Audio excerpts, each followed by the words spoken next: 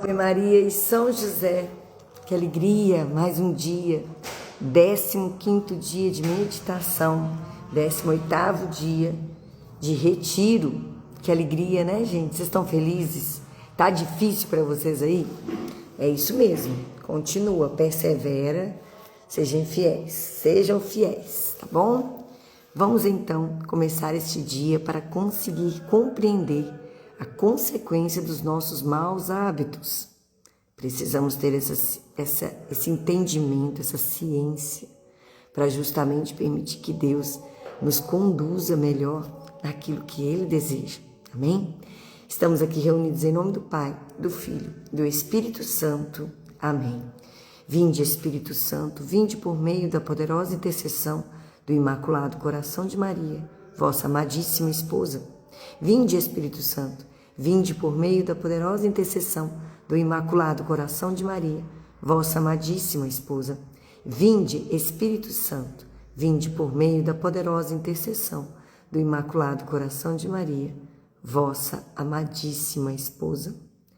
Se os maus hábitos são consequências em nós do pecado original e dos pecados próprios, por sua vez eles causam frutos de perdição, cuja meditação aumentará o conhecimento de nós mesmos.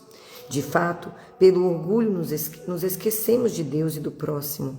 Pela fraqueza de nossa vontade, concebemos horror ao sofrimento, tão necessário, todavia, para a nossa salvação e santificação. Maria, Mãe de Deus e Mãe dos homens, Maria, Rainha dos mártires, será o antídoto contra estes males, contra essa necessidade nossa de fugir do sofrimento. A gente foi conduzido a entender que o sofrimento é ruim, pois Deus mostra justamente o contrário. Sem a cruz não há ressurreição. Imagina um discípulo de Jesus na noite da paixão, fugindo ao mestre e à dor, mas detido pelo olhar de Maria, que me exorta à fé e à coragem. 2. Mãe de Jesus, Virgem das dores, tomai-me com doce violência, amparai-me nesta meditação reveladora de minha miséria, para fixar-me nas resoluções de voltar a Jesus, pelo vosso coração. Primeiro ponto, esquecimento de Deus e do próximo. O mau hábito do orgulho nos volta para nós mesmos, na consideração de nossa falsa excelência. O primeiro fruto dessa atitude soberba é o esquecimento de Deus, especulativo, enquanto nos exoberbecemos com a sua presumida ciência deste mundo, que inflama e obscurece nossa mente, impossibilitando a vista de Deus. Prático, enquanto em todas as ações e atitudes nos acostumamos a agir como se Jesus Cristo nunca existiria, nem tivera direito nenhum em nossas homenagens. E nos parece que fazemos grande favor a Deus quando uma ou outra vez pronunciamos o seu santo nome e damos alguma mostra de religiosidade, exterior apenas, para honrar um cristianismo de herança, ou o costume, ou o ambiente em que vivemos. O segundo fruto da soberba é o esquecimento do próximo, como se nós somente existíssemos, mas ninguém com iguais direitos, como se fôssemos o centro do universo, em palavras, opiniões e atitudes. E todavia, o homem deveria realizar-se como imagem criada de Deus, refletindo em si mesmo e na convivência com seus irmãos o mistério divino da comunhão, através de uma atuação que chegasse a transformar o mundo. Assim deveria ter na terra o lar de sua felicidade, e não um campo de batalha onde reina a violência, o ódio, a exploração e a escravidão. Entremos em nós mesmos a examinar se esta idolatria no nosso eu não nos tem assim endurecido o coração e entenebrado a mente, afastando-nos de nosso Pai, de nossos irmãos. Segundo ponto, horror ao sofrimento. A debilidade de nosso querer tem por resultado nefasto a ávida procura de tudo quanto satisfaz os nossos sentidos e nossa natureza.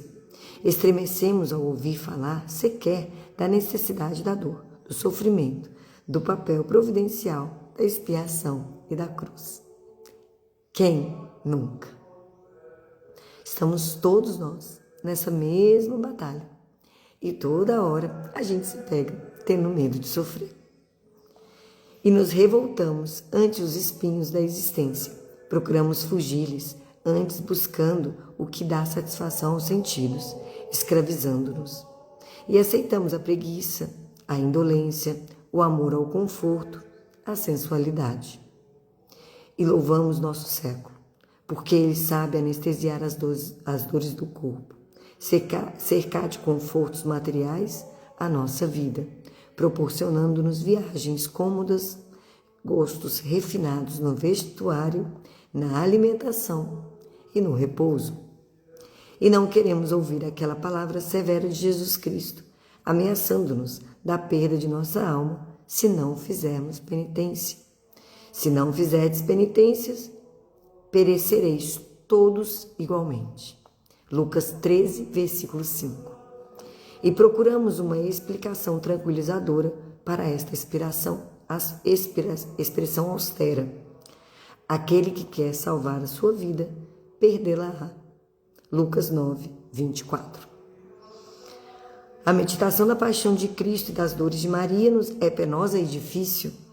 Preferimos ler as páginas gloriosas da ressurreição, da ascensão, do triunfo, deslembrados de que, se quisermos ser glorificados com Jesus Cristo, é preciso primeiro que morramos com Ele.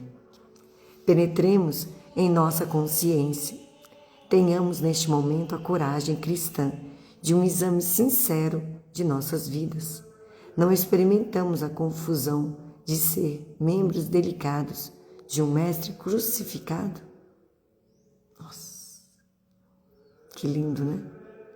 Não experimentamos a confusão de ser membros delicados de um mestre crucificado. A quem nós servimos? Quem é o meu Senhor?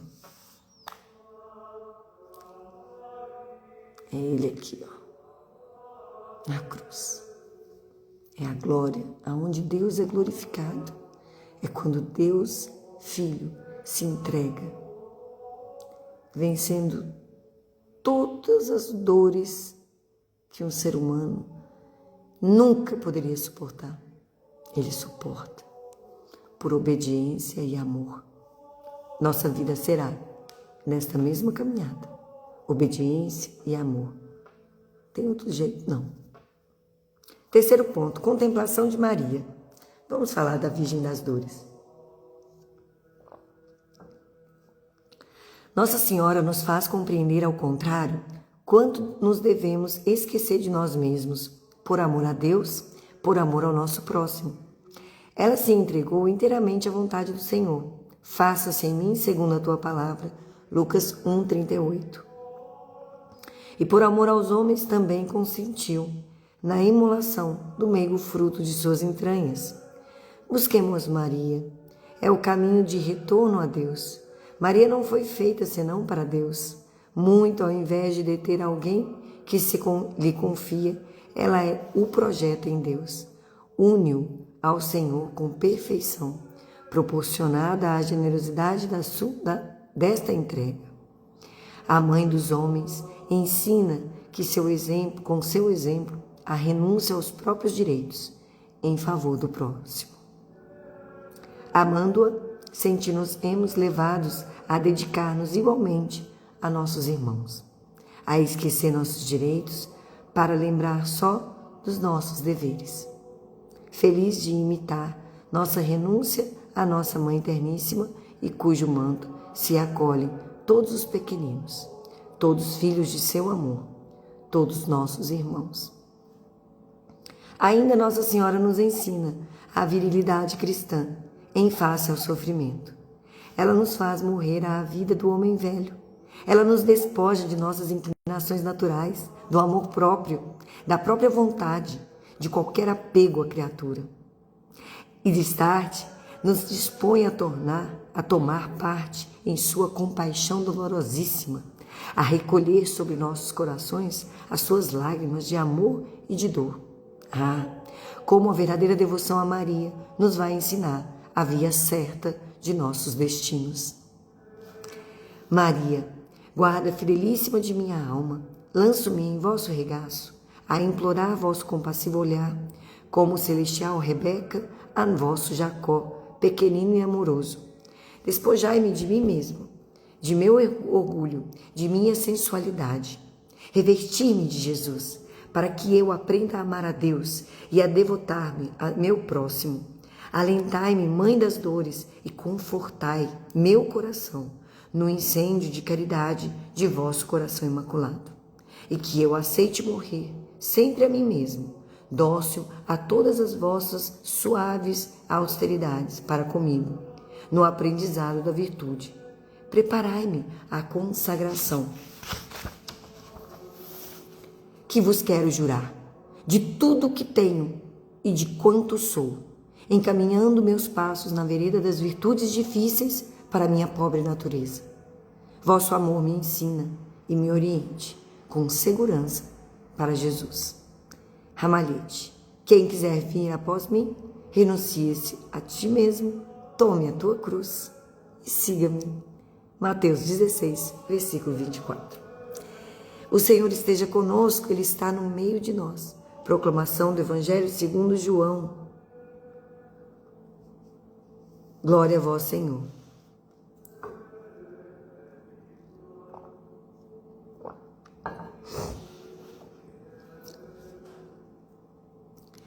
Tendo dito essas palavras, perturbou-lhe o espírito. Protestou e disse: em verdade vos digo, um de vós me há de trair. Olhavam, pois, os discípulos uns para os outros, na dúvida sobre quem falava ele. Ora, um dos seus discípulos, ao qual Jesus amava, estava recostado à mesa, no peito de Jesus. E a este fez Simão Pedro um sinal e disse-lhe: de quem é que ele fala? Tendo então reclinado sobre o peito de Jesus, perguntou-lhe: Senhor, quem é? Respondeu-lhe Jesus: é aquele a quem eu der o pão molhado. E tendo molhado o pão, deu-o a Judas, filho de Simão Iscariotes. E atrás do bocado entrou nele Satanás. Disse-lhe Jesus: o que fazes, faze-o depressa. Nenhum, porém, dos que estavam à mesa percebeu a que propósito ele lhe dizia isto, porque alguns, visto como Judas era quem levava a bolsa, cuidavam que lhe dissera Jesus: compra o que havemos mister para o dia da festa, ou que desse alguma coisa aos pobres. Tendo, pois, Judas recebido o bocado, saiu logo para fora, e era noite. E depois que ele saiu, disse Jesus: agora é glorificado o Filho do Homem, e Deus é glorificado nele. Olha, ele estava diante de todo o sofrimento que ele sabia que ia passar. Nesse momento, o que ele fala? Agora é glorificado. Agora é glorificado o Filho do Homem, e Deus é glorificado nele. Então quer dizer que a glória está em justamente realizar a vontade de Deus e deixar com que Deus mostre aos homens o seu poder. Muita gente quer ver o catolicismo sem Jesus na cruz. Não é possível que isso aconteça. O sofrimento foi justamente o que permitiu toda a nossa redenção.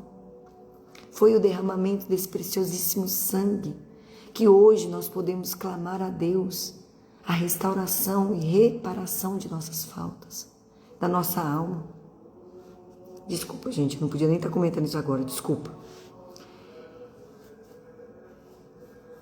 Filhinhos, ainda estou convosco um pouco. Buscai-me eis. E como eu disse aos judeus, vós não podeis vir para onde eu vou. Repito também agora, dou-vos um mandamento novo, que vos ameis uns aos outros, assim como eu vos amei, para que vós também mutuamente vos ameis. Nisto conhecerão todos que são meus discípulos, se vos amardes uns aos outros. Palavra da salvação. Glória a vós, Senhor. Então, ele nos dá um novo mandamento: amar. E acabou, não tem conversa. Eu sei que é difícil, claro que é. Se fosse fácil, ele não tinha colocado isso como segundo mandamento. Mas como nós, diante da nossa miséria, como nós poderemos seguir Jesus, senão realizando o que ele realizou neste mundo? O que ele disse diante da cruz, diante de todos que estavam na cruz, no Calvário: Pai, perdoa-lhes, pois eles não sabem o que estão fazendo. Se era nessa ótica que nós deveríamos olhar, então, aqueles que estão fazendo mal não sabem o que estão fazendo. Precisam da mesma misericórdia que você precisou quando você também não sabia que você estava errando. E não existe erro maior ou pior. Existe o erro. Ah, mas o meu pecado é venial, o dele é mortal. Faz diferença. O quanto você está arrependido. É isso que vai te santificar. É isso que vai te mover a um caminhar de humildade. E não de presunção. Eu sou melhor que aquele. Você não é melhor de nada. A gente está aqui, todo mundo no mesmo barco. E quem está de pé, a chance de cair é muito maior. E quem está deitado, e quem está no chão, na lama, se arrepender, pode subir para graus muito elevados. Então, não dá para a gente ficar assim, sabe, na soberba, ou no orgulho, na vantagem, na vaidade. Isso daí só vai nos afastar de Deus. Deus é amor. É amor enquanto estava sendo machucado, chutado, cuspido e carregando a cruz. Ele é paz, ele é amor, ele é entrega. E assim, quanto mais humilhados somos, mais Deus é glorificado. Porque não sou eu mais quem vivo, é Jesus Cristo que vive em mim. E é Ele que vai me dando força para suportar a humilhação. É Ele que vai me ensinando a ser humilde.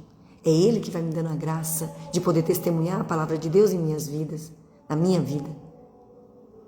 É Ele, tudo Ele. Nada podemos fazer sem Ele. Imitação de Cristo. Os desejos desordenados. Livro 1, capítulo 6. Todas as vezes que o homem deseja desordenadamente alguma coisa, logo perde o sossego. O soberbo e o avarento nunca estão sossegados. O pobre e o humilde, de espírito, vivem em muita paz.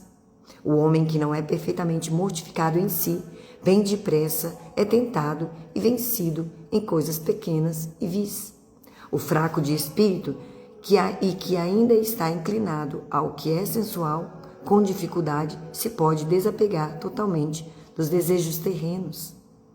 E quando deles se abstém, recebe muitas vezes tristeza e até se enfada se alguém o contradiz. Perde a paciência, né? Fica nervoso.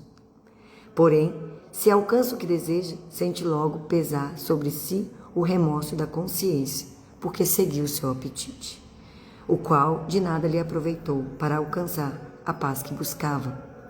Em resistir, pois, às paixões, se acha a verdadeira paz do coração, e não em as seguir.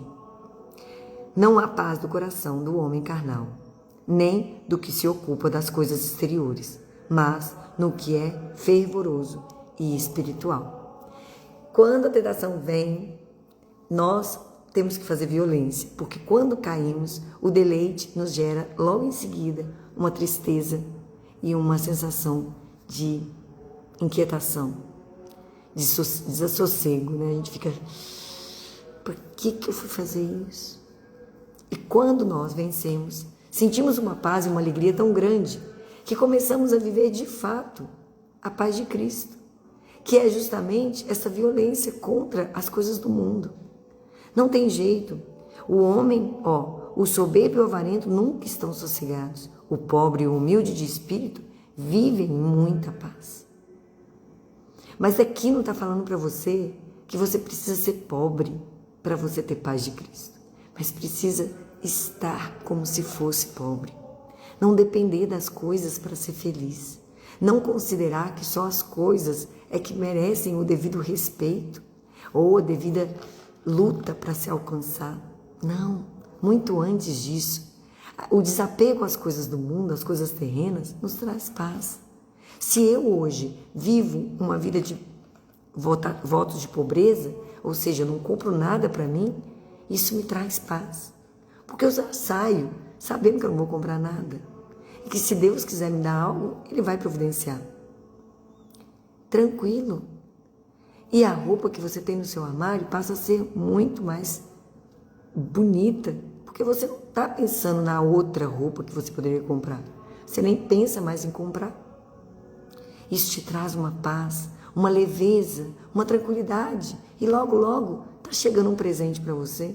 Uma pessoa que trouxe uma roupa usada e que cabe direitinho para você ir naquele evento que tinha.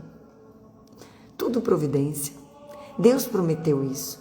Disse que se aos lírios do campo Ele nunca deixou de vestir, quanto mais a nós.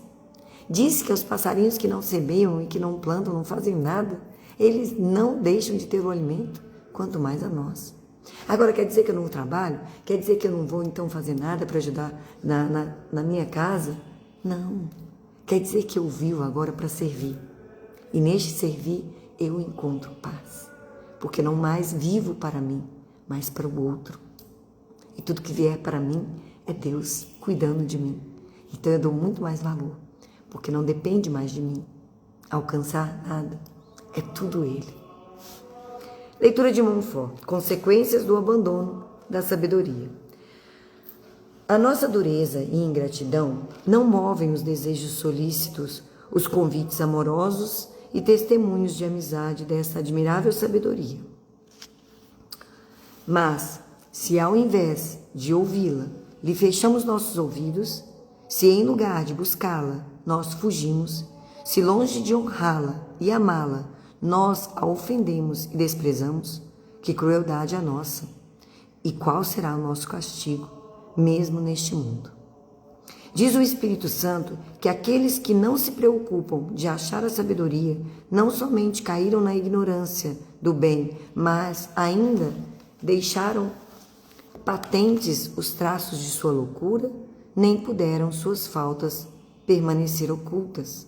No livro da Sabedoria, capítulo 10, versículo 8. 3 desgraças durante a vida aos que não se preocupam em adquirir a sabedoria.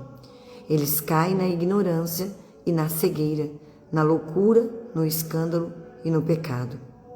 3 desgraças. Mas qual será a sua infelicidade na morte, quando, malgrado seu horror, eles ouvirem a sabedoria exprobar-lhes? Eu não chamei, eu vos chamei e não quisestes ouvir. Provérbios 1, 24. Estendei-vos agora os braços largamente e me desprezastes. Esperei-vos assentada à vossa porta e não viestes a mim. Agora, por minha vez, rio-me de vós. Provérbios 1, 26. Já não tenho ouvidos para escutar vossos clamores, nem olhos para contemplar vossas lágrimas, nem coração para enternecer-me de vossos gemidos, nem mãos para vos prestar socorro. Mas qual será a desgraça deles no inferno? Lede o que o mesmo Espírito Santo diz das desgraças, dos prantos, do desespero dos insensatos no inferno, e que reconhecem tarde demais sua loucura e desgraça, porque desprezaram a sabedoria de Deus. Começam a falar prudentemente, mas no inferno. Sabedoria 5, versículo 14. Desejemos, pois, e procuremos unicamente a divina sabedoria, e logo todos os tesouros de Deus, todos os dons celestes, que anelardes, e se não desejais a sabedoria, suspirais por alguma coisa menor do que ela. Vou ler de novo, confundiu aqui. E logo, todos os tesouros de Deus, todos os dons celestes que anelardes, se não desejais a sabedoria, suspirais por alguma coisa menor do que ela.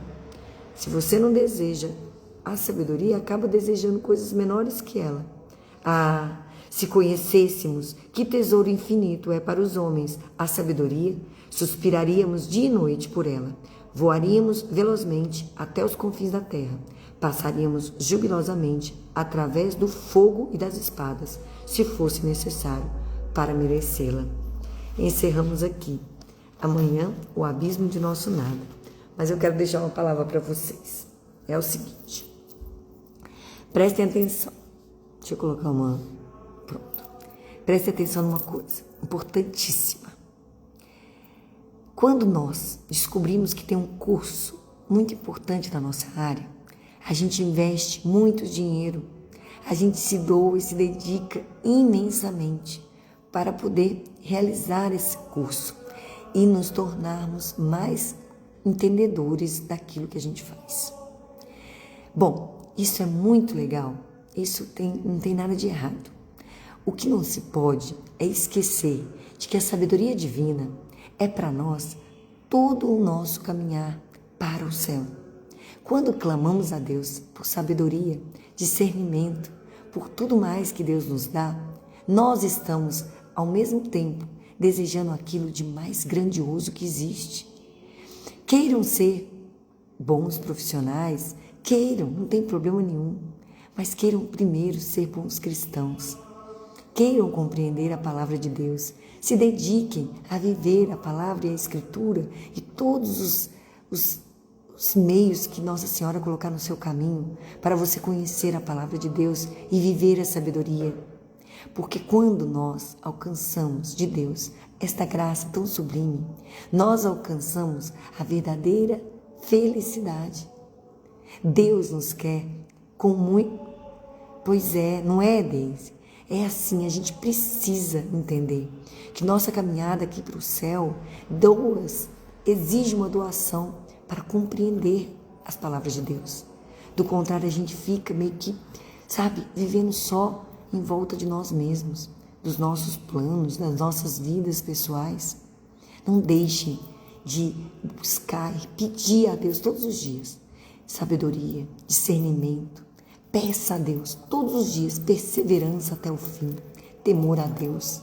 E assim nós vamos seguindo aqui a nossa vida profissional, a nossa vida vocacional, mas alinhados a uma vida espiritual que um dia nos será dada. E Jesus estará diante de nós, conhecendo-nos, porque nós nos dedicamos a viver com Ele todos os dias de nossas vidas, a conhecer tudo que Ele tem para nos dizer, tá bom? Deus abençoe vocês, até amanhã, vamos saudar a Virgem Maria e vamos rezar a Ave Maria pelos padres, pelos seminaristas, bispos, pela santificação do clero e pelas intenções do Santo Padre. Lembrando que nós precisamos ler a ladainha de Nossa Senhora e do Espírito Santo. Esse é o dever de casa, tá bom? Essa semana. Então vamos lá. Ave Maristela, Santa Mãe... deixa eu pegar, porque... Ave sempre bela, ó Virgem Mãe de Deus, do alto mar estrela, porta azul dos céus. Novas o anjo traz, ave te saúda, funda-nos na paz e de Eva não me muda. Mansidão, pureza, ó Virgem sem igual, dá-nos com presteza e livra-nos do mal. Quebra a algema ao réu e dá aos cegos luz. Dá-nos, Mãe do céu, o que ao céu conduz. Mostra seres mãe, faz a nós descer, quem por nós nascido quis de ti nascer. Dá-nos vida pura, um caminho certo para quem procura ver Jesus de perto. Seja ao Pai louvor, ao Cristo também e ao Consolador igualmente. Amém. Ave Maria, cheia de graça, o Senhor é convosco. Bendita sois vós entre as mulheres, bendito é o fruto do vosso ventre, Jesus. Santa Maria, Mãe de Deus, rogai por nós, pecadores, agora e na hora de nossa morte. Amém. Rogai por nós, Santa Mãe de Deus, para que sejamos dignos de das promessas de Cristo. Amém. Jesus, manso e humilde de coração, fazei o nosso coração semelhante ao vosso. Estivemos e continuaremos reunidos em nome do Pai, do Filho, do Espírito Santo. Amém. Tchau, pessoal. Não tem? É lindo, né? Deus é maravilhoso. Ele faz essas coisas, são carinhos. Um beijo para vocês, fiquem com Deus e até amanhã. Tchau.